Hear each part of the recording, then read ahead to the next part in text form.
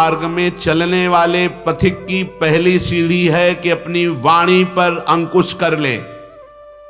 वांग निरोधो योगस्य प्रथमम द्वारम। मौन का आश्रय ले लो। ज्यादा बोलने का अभ्यास ही नहीं होना चाहिए।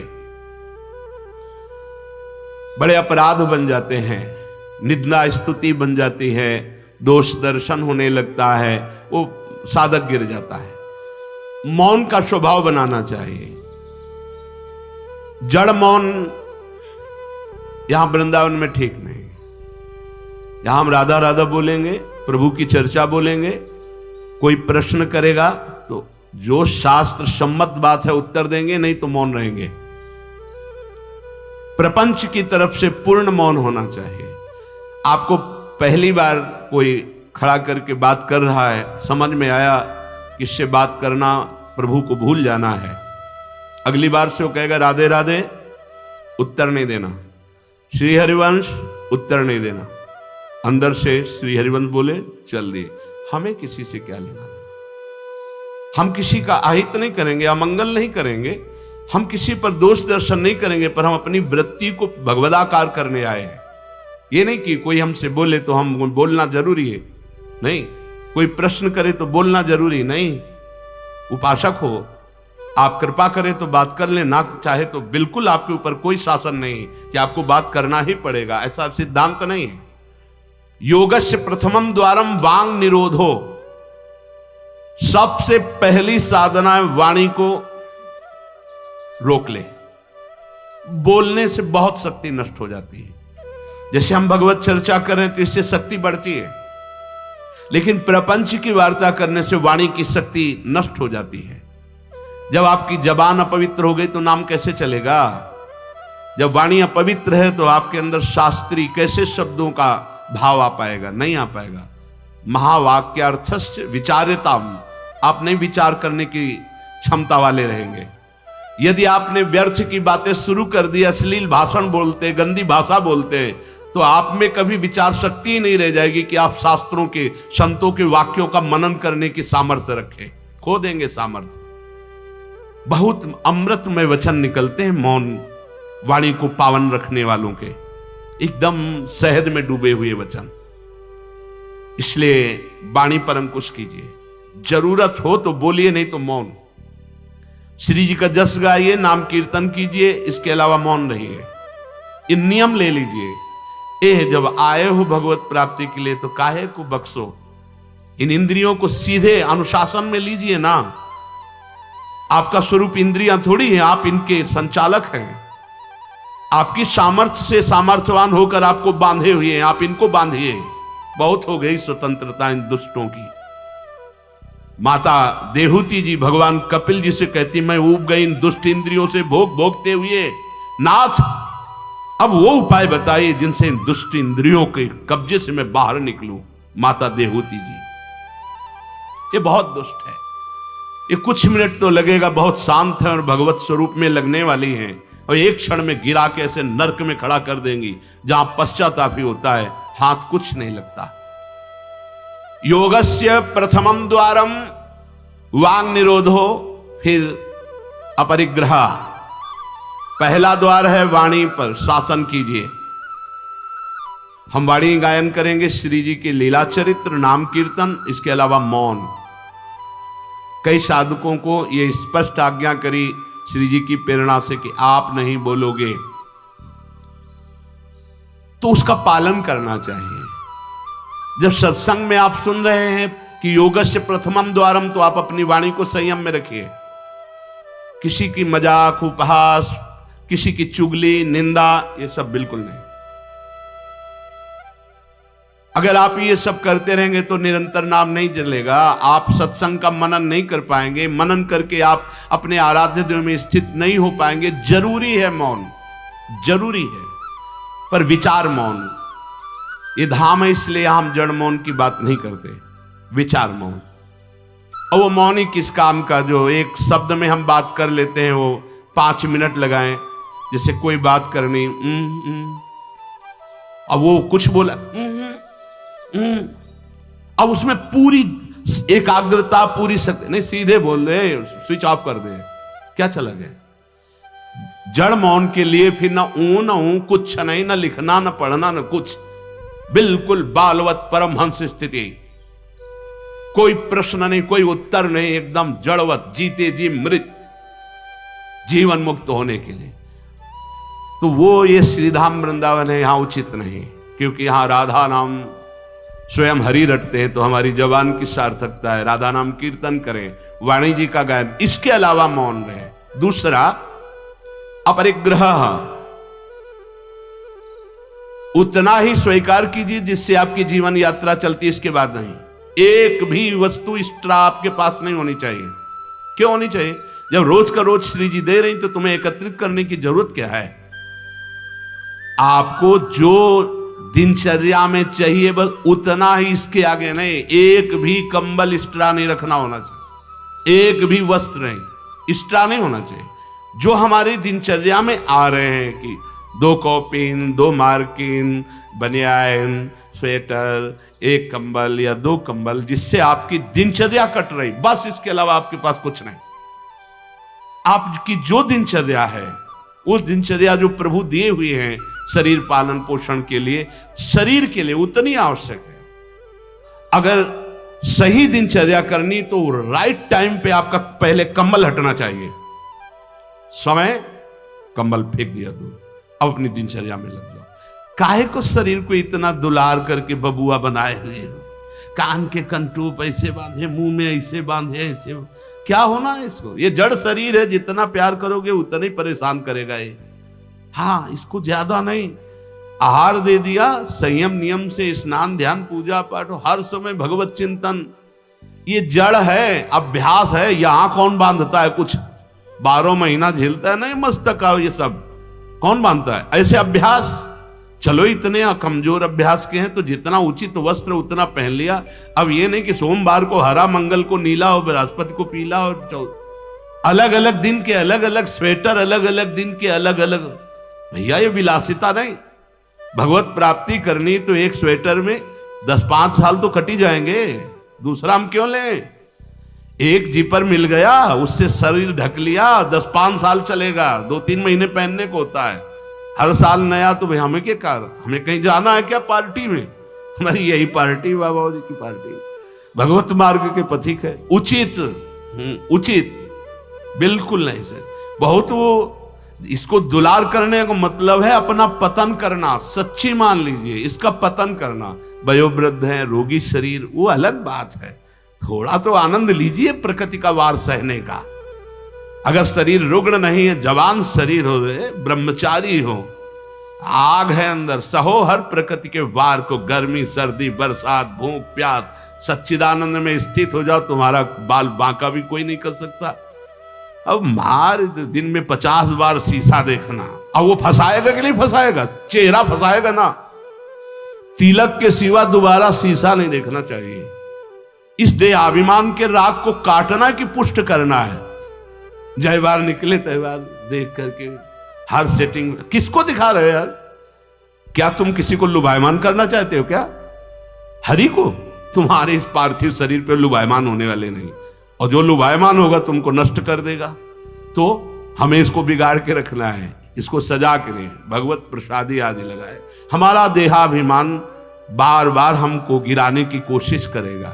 ये हम जो हंसी मजाक में भी कह रहे, इसको अच्छे से समझना।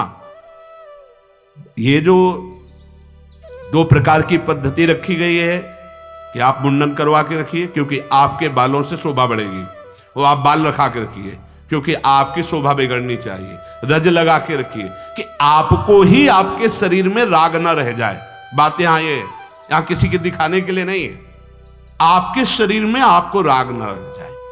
आप बार बार साबुन लगाएंगे, तेल लगाएंगे, बार बार शीशा कंघा और अपने चेहरे को सजाएंगे तो देहाभिमान पुष्ट होगा और ये नष्ट करेगा। कुछ नहीं है, बड़ी दुर्गति है, मान लीजिए। इसका अंतिम परिणाम आग में जलना, चाहे जितने चिकने कर लो गाल, चाहे जितने लाल कर लो, मरना है, पक्की बात समझो। तो जीते जी अमरत्व क्यों नहीं प्राप्त करते? अरे ऐसा रूप प्राप्त करो जिसमें गाल लाल ही रहते हैं, लालिमा लगानी नहीं पड़ती। श्री जी की दासी लक्ष्मी कोटि विलक्षण लक्षण लसल लीला किशोरी सतई, करोड़ों लक्ष्मी आश्चर्यचकित हो जाए ऐसा रूप श्री राधा दासियों का है। गीध देह तज धरि हरि रूपा, गीध ने शरीर त्यागा, हरि रूप होकर धाम जा रहा है। बाहरी लाली लगाने से थोड़ी हरि मिल जाएंगे, बाहरी श्रृंगार से थोड़ी हरि मिल जाएंगे। प्रार्थना मान लीजिए कुछ दिन का है, धोखे में मत फंसिए। ये धोखा है। खेत में रक्षा करने वाले एक धोखा टांगते हैं, पैंट शर्ट टोपी लगा के, वहां कोई नहीं होता, लेकिन पशु धोखे में हो जाते हैं। ये धोखा है। अगर पशुवत बुद्धि रखोगे तो ये धोखा तुम्हें पूरे जीवन, पूरा का पूरा जीवन नष्ट कर देगा। इसी धोखे से निकलने के लिए हमें अवसर मिला है। योगस्य प्रथमम द्वारम वांग निरोधो अपरिग्रह, वाणी से मौन रहिए, जितनी आवश्यकता है उतना वस्त्र लीजिए। एक संत भगवान आए थे, एक मार्किन से बांधे हुए थे, साल उड़ाया, तो बोले आपकी आज्ञा इसलिए ओढ़ लेते हैं। तो हम कहा किसी बाहर निकल के किसी को दे देना, हमारी श्री जी की प्रसादी, इसलिए हमारी प्रसन्नता के लिए। तो उनका ओढ़ लेते हैं, पर महाराज हम रहते ऐसे ही। उनका धन्य है, नौजवान हो, बहुत सुंदर है। तो हम कहा आप बाहर जब निकलना किसी को देखना ऐसे आवश्यक है तो आप दे देना। तो बड़े प्रसन्न हुए, आदर करके उन पर हृदय में आदर हुआ उनका कि नहीं मुझे नहीं चाहिए, मैं तो जैसी रहनी से रहता हूं। हमने घटिया घाट है एक फर्रुखाबाद फतेहगढ़ की तरफ, वहां रुके हुए थे। एक महात्मा को देखा, वयोवृद्ध थे, एक पतली मार्किन, माघ महीना, ये कौन सा माघ चल रहा है, यही तो चल रहा है, मकर संक्रांति का अवसर। तो वहां रामनगरिया लगती है एक महीने के लिए। जैसे प्रयाग में कुंभी और कुंभ में लगता है, तो गंगा किनारे हर साल मकर संक्रांति में हजारों लोग एक महीना वास करते हैं, रोज गंगा स्नान त्रिकाल करते हैं। उन महात्मा जी के समीप रात्रि में गए तो शरीर कांप रहा था और मंत्राकार वृत्ति, एक झोपड़ी में बैठे हुए थे।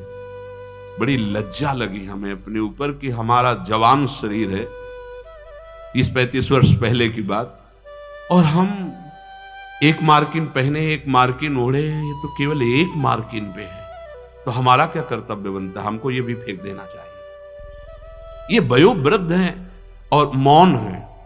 तो उनसे प्रार्थना की कि यहां आश्रम से एक कंबल ले आए, आपका शरीर कांप रहा है। ऐसे मुस्कुरा के कहा नहीं, वो चोट पे चोट लग रही थी कि धिक्कार हमारे जीवन को, ये वयोवृद्ध होकर इतना तितिक्षापूर्ण जीवन, और हम जवान होकर के इसको सह नहीं पा रहे। आप सच्ची मानना, जो तितिक्षापूर्ण है बहुत जल्दी भगवत साक्षात्कार होता है। भगवान आदेश करते तास तितिक्षस्व भारत। आज हम केवल शरीर दुलार में अपने समय को नष्ट करते हैं, शरीर पोषण में। भाई देखो, ये छोटी छोटी बातें आपको देखने में लगती होंगी बड़ी बात है, यही आपको आपके आराध्य देव से विलक किए हुए हैं। महीना भर आप केवल ऐसे आहार करके देखिए कि जिसे तुम्हारा मन कहता अच्छा उसको हटा दीजिए। आज थोड़ा त्याग मत वर्णन कीजिए, आज थोड़ा हमारे उदर में परेशानी है तो हमें केवल आप रोटी और सब्जी दीजिए। महीना भर केवल रोटी सब्जी उचित। आप देखो, अगर आपके अंदर का रजोगुण तमोगुण नष्ट ना हो जाए तो कहना आपके अंदर सात्विक भाव आ जाएगा, मंत्र में स्थिति होने लगेगी। अब आप, हमने देखा है जैसे गुलाब जामुन, कचौड़ी, पकौड़ी, ये सब कहीं जैसे भिक्षान्न में मिली भी और भर पेट पा लिया, तो वो रस नहीं आया भजन में। जो एक सूखी रोटी ऐसे चबा के गंगा जल पी करके जो रस आता है ना, वो नहीं आता है। सच्ची मानिए, पहले के बड़े बड़े भजनानंदी महापुरुष अपने जीवन को ऐसे ही। तो अपरिग्रह ये बहुत बड़ी बात है, साधक यहां चूक करता है। देखो, आप लोग तो इतने बढ़िया अवसर पे हैं कि आपको ना किसी से मांगना है, ना आपको अपनी कोई परवाह होनी चाहिए, क्योंकि श्री जी व्यवस्था कर रही है। आपको जो वस्त्र उचित है वो ले लीजिए, जो भोजन उचित है, और अपनी सेवा और मंत्राकार वृत्ति। आपको किसी से कोई मतलब ही नहीं। आपको तो भिक्षान्न के लिए भी नहीं जाना है, अपने आप आकाश वृत्ति से प्रभु देते हैं। तो आपका रूम आपकी कुटिया है, आपकी दिनचर्या एक स्वयं की दिनचर्या है। आपके रूम में अपरिग्रह दिखाई देना चाहिए। बिछाने का, एक ओढ़ने का, जो आप जितना सहन कर सकते हैं उतना। अगर आप एक कंबल से रात काट सकते हैं तो दूसरी मत डालिए, चाहे 10,000 रखे हो, आपको क्या मतलब है? पूरी सृष्टि में सब भोग सामग्री आपके लिए है क्या? अपरिग्रह, हम जहां चूक करते हैं उसको पक्के से बांध लीजिए, अभी आनंद की धारा में आ जाओगे। वाणी को कंट्रोल, शासन, आवश्यक है तो बोलेंगे, नहीं तो मौन। दूसरा, उतना ही स्वीकार करेंगे जितने की आवश्यकता है। भगवदानुभूति के लिए एक बार तो आग लगनी चाहिए जीवन में, कि जीवन मृत तुल्य होना चाहिए। यहां जरा सा साधन बना कि पोस्टर बैनर में आ गए, प्रशंसा में आ गए, कैसे भगवत प्राप्ति होगी? अपरिग्रह। और आगे, निराशा च निरीहा च नित्यमेकांत शीतला। आशा ही परमम दुखम, नैराश्यम परमम सुखम। उपासक को किसी व्यक्ति, वस्तु, स्थान से कोई भी आशा नहीं होनी चाहिए। हाथ जोड़ के तुम्हारे कमरे में पहुंचा दिया जाएगा तुम्हें जो आवश्यक है। तुमको आके रजिस्टर में लिखने की जरूरत नहीं, तुम्हें मांगने की जरूरत नहीं है। तुम निष्ठापूर्वक ध्यान दे करके देखिए, ये देखा गया जीवन में, जिस समय जो आवश्यकता होती है हाथ जोड़कर वो आता है। कौन? जिसकी शरण में हो, समझ नहीं पाते, और कहता है ये वस्तु ले लो, तो आश्चर्य होता है कि ये बात कैसे कोई जान गया कि मुझे आवश्यकता थी, मेरे शरीर को आवश्यकता थी। जितनी जो आवश्यकता उतना। इसके बाद आशा ही नहीं, निराशा हमारा परम पद में पहुंचाने वाला मार्ग है। आशा ही परमम दुखम, नैराश्यम परमम सुखम। किसी व्यक्ति से, किसी वस्तु की आशा बिल्कुल नहीं होनी चाहिए। तब लग जोगी जगत गुरु, जब लग रहा है निराश, जब आशा मन में भई जग गुरु जोगी दास। आशा नहीं होनी चाहिए। आशा एक ही बात की होनी चाहिए, कब किशोरी जो मिलेंगी। आशा से दास्यम वृषभानु जाया, तीरे समध्यास जब भानु जाया, कब मैं अपने स्वरूप में स्थित होऊंगा। इसके अलावा कोई आशा नहीं। शरीर की आवश्यकता है, मान लो यहां सुविधा है कि भाई आप यहां से ले लीजिए, तो आप ले लीजिए, नहीं तो किसी से मांगने की जरूरत नहीं। कभी तो ऐसे रहना सीखो ना कि कोई आशा नहीं, कोई इच्छा नहीं, और आप हृदय की बात जानते हो। आप देखना, आपको जो शरीर की जरूरत हो आप देखते रहना, देते रहना। बिल्कुल बिल्कुल वो एक एक कदम पर देखते हैं। जो अव्यवस्थित, तो हमने देखा है एक एक कदम पर व्यवस्था। आपको अपने स्वामी पे विश्वास होना चाहिए, आशा किसी से नहीं। आशा एक राम जी से दूजी आशा छोड़ दे, नाता एक राम जी से दूजो नाता तोड़ दे। यहां संसार आशा में ही तो दुख को प्राप्त हो रहा है। पिंगला वैश्या को भगवान दत्तात्रेय जी ने गुरु माना, क्योंकि उसने आशा का त्याग कर दी। आशा नहीं। अब मैं पुरुषों से आशा करती थी, अब परम पुरुष से आशा करूंगी, अपने आत्मस्वरूप से। अब किसी की जरूरत नहीं, मैं किसी से रमण की आशा नहीं करूंगी, एकमात्र अपने आत्मस्वरूप। उसी समय उसको गुरु मान लिया। पहला, वाणी का मौन, उचित बोलो। दूसरा, सामान उतनी रखो जितनी आवश्यकता हो। तीसरा, किसी से आशा मत रखो। चौथा, निरीह, किसी भी तरह की लोक परलोक की कोई कामना नहीं। बड़ा आनंद। अभी देखो, जीवन मुक्त हो जाओगे। किसी से लोक की कोई आवश्यकता नहीं, लोक वस्तु की, और निरीह, कोई कामना नहीं। कितना हृदय अभी आनंदित हो जाएगा, प्रसन्न हो जाएगा। जैसे पीछे कहा कि अंतर्मुख होकर, निष्काम होकर जो भजन होता है उसमें मन प्रसन्न हो जाता है। उसी अखंड प्रसन्नता में परमात्मा साक्षात्कार होता है। निरीह, कोई इच्छा नहीं। आज क्या पाएंगे? कोई इच्छा ही नहीं आनी चाहिए। कुछ स्पेशल प्रार्थना होती, कुछ स्पेशल तो राधा नाम है, राधा रूप है, वो आप दे सकते हो तो दे दीजिए, नहीं वो तो नहीं, तो फिर और स्पेशल क्या हो सकता है? ये तो सब पार है संसार के। ये साधक, उपासक, चाहे गृहस्थ हो चाहे विरक्त, एक निष्ठा होनी चाहिए, एक निष्ठा। एक नए साधक को हमने देखा कि कपड़ा ऊपर से पड़ा था और गमछा पेट में बंधा था। जब प्रसाद पाने के लिए बैठे, किसी जगह हम रहते थे, वो आए थे मंडली से, तो हम संतों पर बहुत सूक्ष्म दृष्टि, उनके व्यवहार, उनके आचरण से, क्योंकि सब कुछ सीखने को मिलता है। तो देखा कि खींच के पेट में गमछे से गांठ बंधी थी जब वो प्रसाद को बैठे, और पहले नहीं बंधी थी। तो उनके नजदीक गए और कहा, महाराज जी इसका क्या रहस्य, आप गमछा बांधे? बोले साधन में एक उचित आहार चाहिए। तो मुझे पता चल जाता है जहां थोड़ा पाया तो इतने में हम इतनी गमछा नाप का, उसमें 3 गांठ, तो उतना नित्य। बोले कभी ज्यादा आहार नहीं, यद्यपि ये प्रथम साधना के लिए ऐसा है, नहीं तो एक सामने से आहार का निश्चय किया जाता है, इतना आहार। फिर चाहे कितना अमृत हो उसके ऊपर नहीं होना चाहिए। साधु को बार बार नहीं लेना चाहिए। ये जो नहीं पूड़ी पूड़ी, बोले हाँ डालो, खीर हाँ 4 पूड़ी रख दो, इतने सब्जी रख दो, दोबारा आप पूछिएगा किसी से, हमारे से पूछने की जरूरत नहीं। ऐसी दिनचर्या नहीं। गरम गरम भैया, गरम और नरम दोनों से मतलब नहीं। महापुरुषों ने देखो, एक बार उड़िया बाबा प्रसाद पवा रहे थे स्वयं खड़े होके, तो 2 प्रकार की पूड़ी बनवाई थी, एक पतली और पकी हुई, और एक मोटी लंबी कच्ची। पकी हुई नीचे रख दिया और कच्ची वाली ऊपर रख दिया, और आप खड़े हो गए ऐसे, सब नवीन साधक ऐसे पाए। उनमें से 50 नीचे वाली पूड़ी ऊपर करके शुरू किया, और कई साधक ऊपर से शुरू किए। तो जो नीचे वाली, तुमसे कहा खड़े हो जाओ, वो तो महापुरुष थे, जाओ ब्याह करो जाके, गर्मा गर्म बहू के हाथ पाना, बाबा जी बनने लायक नहीं हूं। ऐसे सीधे डांट लग, कान पकड़ा, महाराज जी गलती हुई। नहीं, आपने ऊपर वाली को नीचे क्यों किया, नीचे वाली को ऊपर क्यों किया? क्योंकि वो पकी थी ना, तुम्हारी स्वाद पर दृष्टि थी ना, इसलिए स्वाद का पोषण करना है तो घर जाओ। भगवत मार्ग में चलने के लिए स्वाद मिटाना है, केवल भगवत स्वाद लेना है, भगवत आनंद का स्वाद लेना है। कितना कठिन लग रहा होगा? कुछ कठिन नहीं है। जब लक्ष्य बन जाता है भगवत प्राप्ति, तो सब सहज हो जाता है।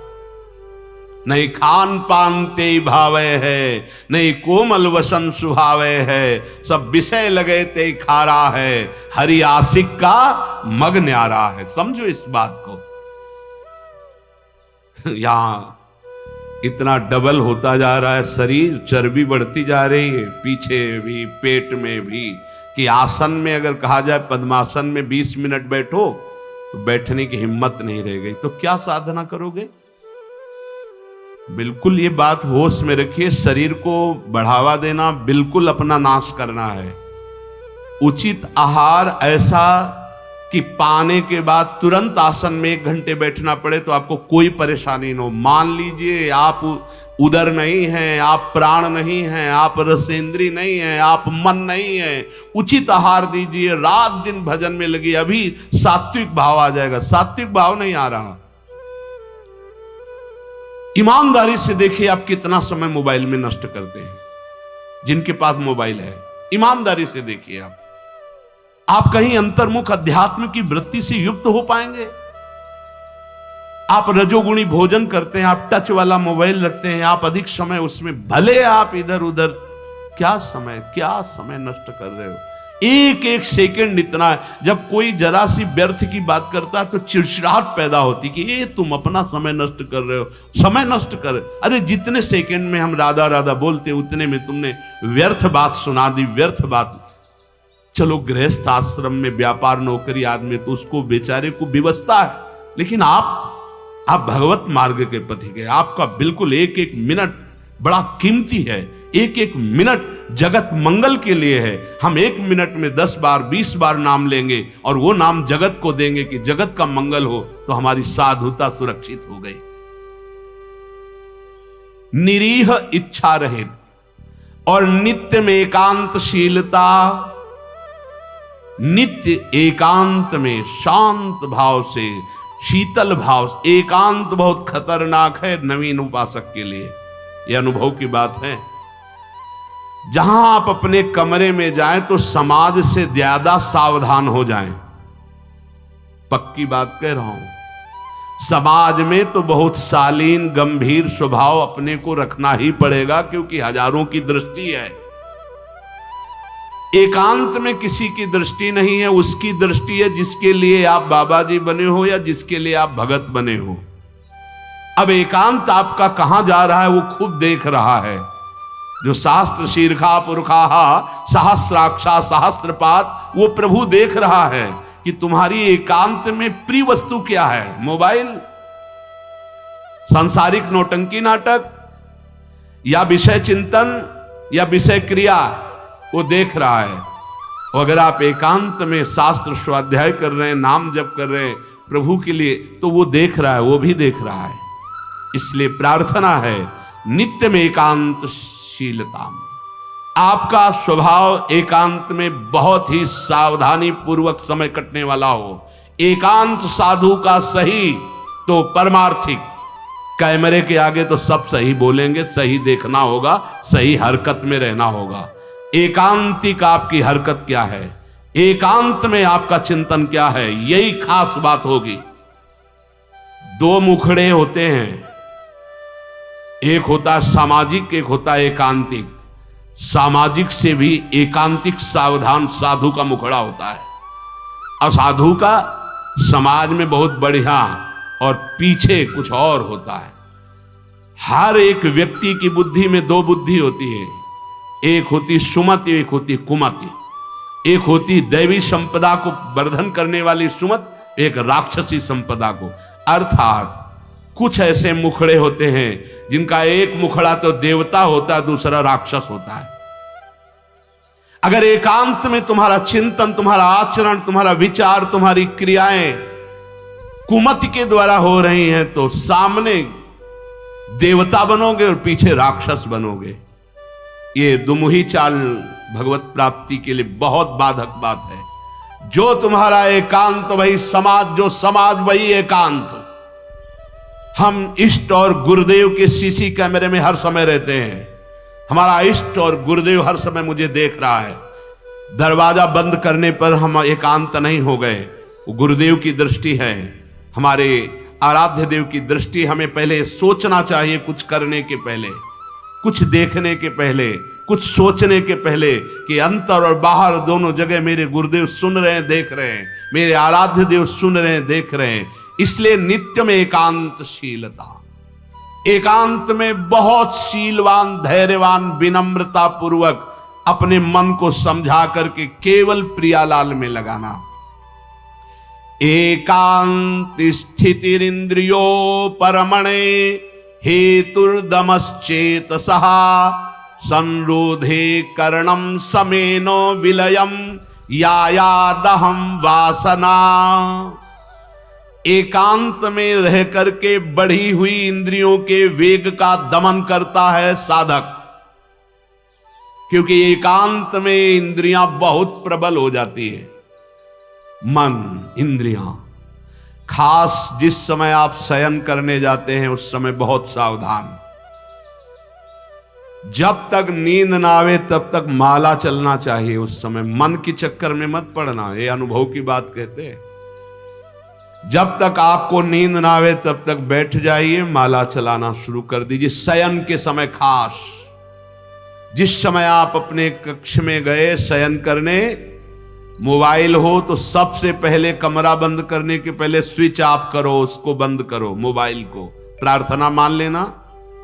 अगर प्रार्थना मान लोगे तो प्रार्थना करने योग्य हो जाओगे। गेट बंद होने के पहले स्विच बंद होना चाहिए मोबाइल का। अब अपने कमरे में शयन के लिए गए हैं तो माला हाथ में लेकर बैठ जाओ। जब नींद आने लगे तो और धन्यवाद है कि माला छाती से लगा हुआ सो गए, धन्यवाद। अगर ऐसा नहीं है तो नींद आ गई है तो माला विराजमान किया, बिल्कुल नींद में जा रहे हैं, अब चले गए। थोड़ा भी समय इसको मनन करने का मत दीजिए उस समय, नहीं तो ये दिन भर साधन में लगाया गया है, उस समय कोई असाधन सोचवा देगा या करवा देगा। बहुत ये पॉइंट की बात है, समझ लेना आप। ये देखा गया है हृदय में, उसी बात को कहा गया जब साधन काल में देखा गया है, हृदय में देखा गया कि फिर मन उस समय मतवाला होता है कि अब तो पूरे दिन हम साधन ही तो की, तो 5 मिनट की मुझे छूट दे दो। लेकिन नहीं, उस समय कठोरता पूर्वक इसको साधन में, और जब नींद आ गई तो शयन करो, जब उठे तो फिर वैसी दिनचर्या प्रारंभ कर दी। तब मन भगवदाकार एकांत स्थिर इंद्रियो परमणे हेतुर्दमश्चेतसः। एकांत में साधक अपनी इंद्रियों का दमन करे, बढ़ावा ना दे। देखो क्या साधन है। पहले दर्शन होते थे संत भगत भागवत जन, अब भी कुछ महापुरुष भी होंगे, यहां ठाकुर जी की छवि या गुरु जी की छवि, यहां से स्मार्ट मोबाइल लगा रहता है, छाती में स्मार्ट मोबाइल। ये भैया ठीक है, व्यवहार काल के लिए यदि तुम्हारी कोई आवश्यकता हो, तुम बहुत व्यवहार में, तो हम नहीं। अच्छा बताओ आपको क्या जरूरत है? राष्ट्रपति से बात करनी है क्या आपको? किस विधान में आपको कपड़ा बेचना है, अनाज बेचना है? आपको काम क्या है? किससे बात करनी है आपको? जिनकी विशेष व्यवहारिक कोई सेवा गुरुजनों से मिली, वो तो बात उतनी ही केवल जितनी मिली है।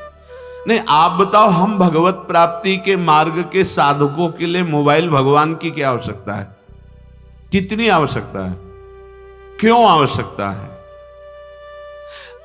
जैसे सिलेंडर आदि लाना है या कुछ भाई और कोई सर, तो रख लो, हम कह रहे हैं वो छोटा वाला रख लो, उससे अपना काम। ये बहुत अंदर की बात कहते हैं, क्योंकि इसमें आप स्वतंत्र कुछ भी देख सकते हैं, कुछ भी आप पढ़ सकते हैं, कुछ भी। बहुत ऐसे लाइनें में होते हैं वो सब, बस उसमें क्लिक करो, क्लिक है तो कहते हैं हाँ वो वीडियो आ जाएगा। वो वीडियो आ जाएगा तो तुम्हारा अंदर का वीडियो गायब हो जाएगा, परमार्थ वाला। एकांत स्थिर इंद्रियों पर हेतुर्दमश्चेतसः। दमन कर दो इंद्रियों का। ये कहां सीखोगे, कब सीखोगे, किस देश में सीखोगे, यदि धाम में रहकर इंद्रियों का दमन करना ना आया? इंद्रियों का दमन कर दो। इंद्रिय दमन होने से चित्त का स्वयं निरोध हो जाता है, और चित्त की वासना का नाश होते ही योगी को परमानंद का अनुभव हो जाता है। यह है खेल। इंद्रियों का दमन हुआ, मन और चित्त एक ही बात है। चित्त का निर्वासनिक होना, ब्रह्मानंद का स्फुरित हो जाना, भगवदानंद का स्फुरित हो जाना, और फिर स्फुरित होकर अविचल भाव में स्थित हो जाना। यही जीवन मुक्त अवस्था मुनि की होती है, महात्मा की होती है। साधक सिद्ध अवस्था को प्राप्त हो जाता है। इसलिए जो सत्संग में सुना उसका मनन किया जाए, उसको जीवन में धारण किया जाए। देखो बड़े भाग्य से सत्संग ये मिल रहा है जो शास्त्र सम्मत, मन का और आसक्त संसार में हो जाना, मन का भंजन होकर परमात्मा प्राप्ति के लिए चलना, ये तो बहुत ही कठिन। आप सुन रहे हो, हम बड़े कृपा पात्र हैं जो आप सुन रहे हो। आप सुन रहे हो तो हम बड़े कृपा पात्र हैं कि आप ये सत्संग सुन रहे हो। नहीं तो इस सत्संग के सुनने के लिए अपने आप से गा लो, अपने आप से सुन लो, वो तो सुनने को मिलेगा क्योंकि उसमें, लेकिन इसमें सुना है, इसमें नाश नाश नाश, काट काट, हर संबंध, हर विषय, हर मनोरंजन काट, फिर आकर के अपने स्वरूप में स्थित हो गया। हम आपके ऋणी हैं जो आप ये सत्संग सुन रहे हैं, और अगर इस सत्संग को सुनकर मनन करके आप जीवन में धारण कर लेंगे तो सच्ची मानिएगा इसी जन्म में भगवत प्राप्ति हो जाएगी, जो अत्यंत कठिन है। नहीं तो विषय रस बढ़ाने वाला, संसार पे सत्यत्व बुद्धि करने वाला, नाना प्रकार के भोगों की प्राप्ति का उपाय बताने वाला, ये तो बात मिल सकती है, ये प्रवचन मिल सकता है, लेकिन समस्त संशयों को छिन्न भिन्न करके परमात्मा स्थित करने, ये तो जब द्रवहि दीन दयालु राघो तो साधु संगति पाइए। इसलिए लाभ ले लीजिए। ये हम कह रहे हैं इसलिए नहीं, ये बहुत बड़ा संयोग बना है प्रभु का। जैसे आंधी कभी कभी आती है, ऐसे ही हरि की अनुग्रह रूपी आंधी चल गई है। अगर इस आंधी में उड़ गए तो प्रभु के पास पहुंच जाओगे, और नहीं तो आगे कलयुग की आंधी ऐसी आ रही है जो काली आंधी है, जिसमें मार्ग ही नहीं दिखाई देगा कि सतमार्ग किसे कहते हैं। जीवन का लाभ ले लीजिए। अपनी इंद्रियों को ज्यादा बहिर्मुख मत कीजिए, नाम जप कीजिए, भगवद आश्रित रहिए। जो सुनिए तो मनन कीजिए, ना पकड़ पाए तो बार बार सुनिए। आजकल तो सुविधा है कि आप इसे 1000 बार सुन सकते हैं। बार बार सुनिए, ये जरूर सुनिए, क्योंकि ये तुम्हारे मन का नाश करेगा जो वासनामय है, तुम्हारी इंद्रियों का दमन करेगा। इंद्रिय और मन को बढ़ावा देने वाला कुसंग होता, सत्संग नहीं। सत्संग तो वही होता है जो सत्य में स्थित कर दे। बड़े भाग पाई सत्संगा तो बिना प्रयास होई भो भंगा। नाम न छूटने पावे, बस नाम चलता रहेगा तो सब ठीक हो जाएगा। जैसे भी बने, उठते बैठते चलते फिरते प्यारी जी का नाम राधा राधा रटते रहिए। शेष चर्चा आगे। श्री राधा।